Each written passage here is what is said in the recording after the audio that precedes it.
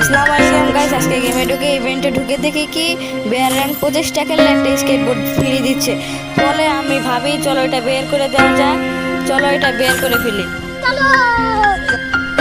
এখানে নামার সাথে সাথেই কিন্তু আমাদের একটা প্লেয়ার নক হয়ে যায়। নক হওয়ার সাথে আমি আর একটা প্লেয়ার ফাইট নিচ্ছিল, ফাইট নেওয়া অবস্থায় আমি তাকে একটু কভার নিতে যাই, কিন্তু আমাদের ফুল টিম ওয়াইপ আউট হয়ে যায়।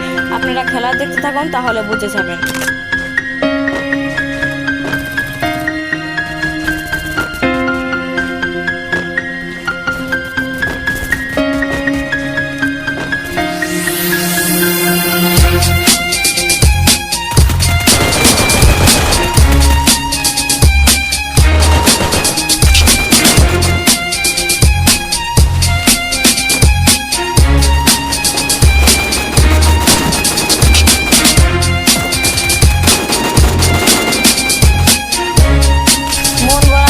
বুক করা ব্যথা নিয়ে কিন্তু আমরা এখানে আরেকটা ম্যাচ স্টার্ট দিয়ে দিলাম।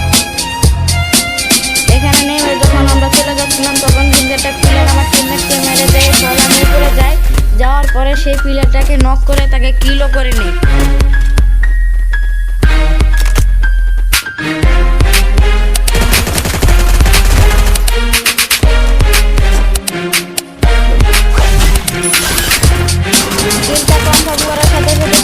কিন্তু একটা প্লেয়ার আমাকে ড্যামেজ দেয় এবং আমার প্লেয়ারকে মেরে দেয়।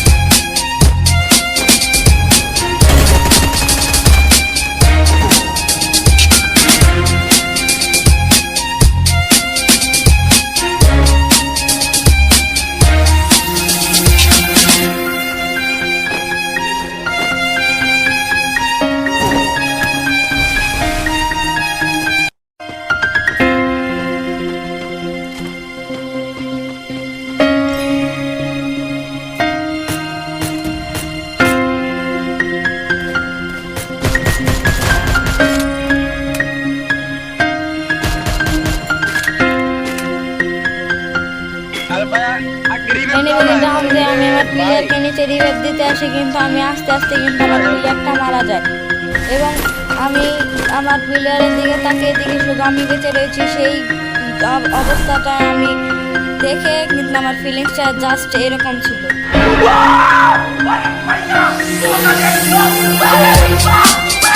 এবং আমি কিন্তু আমার একটা প্লেয়ারকে রিভাইভ দিয়ে দিই, কারণ কিন্তু আমার কাছে একটা প্লেয়ার ছাড়া অন্য কোনো প্লেয়ার রিভাইভ দেওয়ার মতো সুযোগ ছিল না। এবং রিভাইভতে যাওয়ার সাথে সাথে যে আমি হার্টটির উপর উঠি তখনই কিন্তু একটা প্লেয়ার তাকে কিন্তু ড্যামেজ দেয়, সে কিন্তু মরেনি।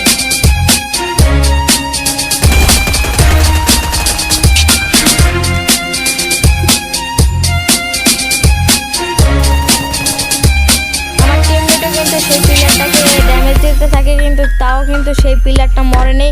কিন্তু লাস্টে যে কিন্তু সেই প্লেয়ারটা আমার হাতেই মরে যায়। আপনারা দেখতে থাকুন, তাহলে বুঝতে পারবেন।